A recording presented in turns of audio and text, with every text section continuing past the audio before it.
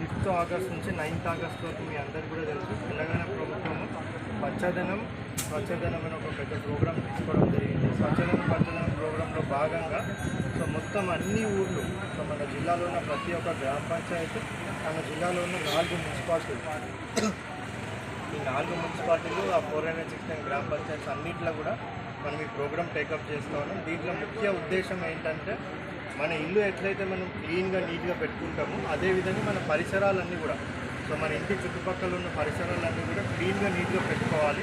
So ఎక్కడ కూడా బహిరంగంగా మనం చెత్త ఎక్కడ కూడా వేయొద్దు. మనకి మున్సిపాలిటీ కానివ్వండి, గ్రామ పంచాయతీ కానివ్వండి, ఇంటింటికి చెత్త కలెక్షన్ చేసే సిస్టమ్ కూడా మన దగ్గర ఉంది. సో ఇంటింటికి వచ్చి వాళ్ళే చెత్త కలెక్షన్ చేస్తారు కాబట్టి బయట ఎక్కడ కూడా చెత్త వేయొద్దు అనేది కూడా రిక్వెస్ట్ చేస్తూ ఉన్నాం. తద్వారా బయట చెత్త వేస్తే ఏంటంటే మనకి చాలా విధమైన ప్రాణాంతకమైన వ్యాధులు వచ్చే ఛాన్సెస్ ఉంటాయి. అదేవిధంగా వాటర్ స్టాగ్నేషన్ పాయింట్స్, నీళ్లు నిల్వ ఉండే ప్లేసెస్ ఏవేవైతే ఉంటాయో సో పూల కుండీలు కానివ్వండి, ఒక్కొక్కసారి అదేవిధంగా కొబ్బరి బొండాలు కానివ్వండి, కొబ్బరికాయ చిప్పలు కానివ్వండి, సో టైర్స్ కానివ్వండి, సో ఈ పాత ఎయిర్ కూలర్స్ కానివ్వండి, సో ఇటువంటివన్నీ కూడా బయట వదిలేసినట్టయితే ఇప్పుడే మున్సిపాలిటీలో తిరిగి చూస్తే కూడా కొన్ని ప్లేసెస్లో మనకి తొట్టులు అనేవి కూడా వాళ్ళు బయట పెట్టేసి క్లీన్ చేయకుండా వదిలేస్తూ ఉన్నారు.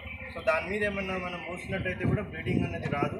సో అట్లా ఎక్కడైనా తొట్టులు బహిరంగంగా వదిలిపెట్టేస్తే వీటన్నిటిలో కూడా మస్కిటో బ్రీడింగ్ వస్తుంది. సో దాని ద్వారా మరి ప్రాణాంతకమైన మలేరియా, డెంగ్యూ, చికెన్ గున్యా లాంటి వ్యాధులు వచ్చే ఛాన్సెస్ ఉంటాయి.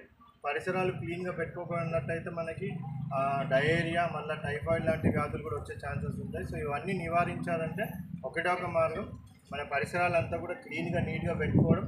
అన్ని మున్సిపాలిటీనే చేయాలా, గ్రామ పంచాయతీ చేయాలంటే పాసిబుల్ కాదు. సో మనం ప్రజలందరూ కూడా శ్రమదానం చేసి వాళ్ళందరూ కూడా ఒక బాధ్యతలాగా తీసుకొని ముందుకు వచ్చి వాళ్ళ ఇల్లు ఎట్లయితే శుభ్రంగా పెట్టుకుంటారో వాళ్ళ పరిసరాలు కూడా శుభ్రంగా పెట్టుకున్నట్టయితే ఆటోమేటిక్గా ఊరు మొత్తము, మున్సిపాలిటీ మొత్తం కూడా క్లీన్గా అయిపోతుంది. మన ప్రజలు కూడా బాధ్యత తీసుకొని ఇది ఒక 5 రోజుల ప్రోగ్రాం కాదు, ఇది నిరంతర ప్రోగ్రాం. డైలీ మున్సిపాలిటీ చేసేది ఇది.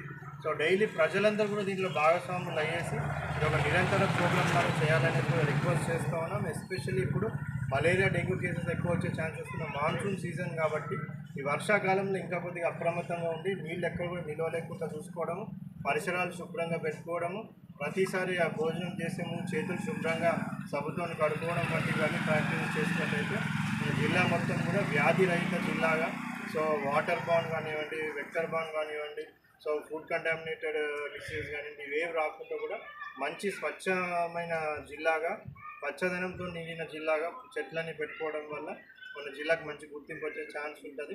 సో ప్రజలందరూ కూడా విజ్ఞప్తి, మీ పరిసరాలంతా క్లీన్గా పెట్టుకోండి, మున్సిపాలిటీకి సహకరించండి, పంచాయతీలకు సహకరించండి. సో ఈ ప్రోగ్రామ్ని ఈ 5 రోజులే కాకుండా నిరంతరం ప్రతిరోజు కూడా మనం చేయాల్సిన అవసరం ఉంది. సో అందరూ కూడా బాధ్యతాయుతంగా వాళ్ళ వంతు కూడా కృషి చేయాలనేది కూడా రిక్వెస్ట్ చేస్తాము. Thank you. MFSN ఛానల్కు లైక్ చేయండి, షేర్ చేయండి, సబ్స్క్రైబ్ చేయండి.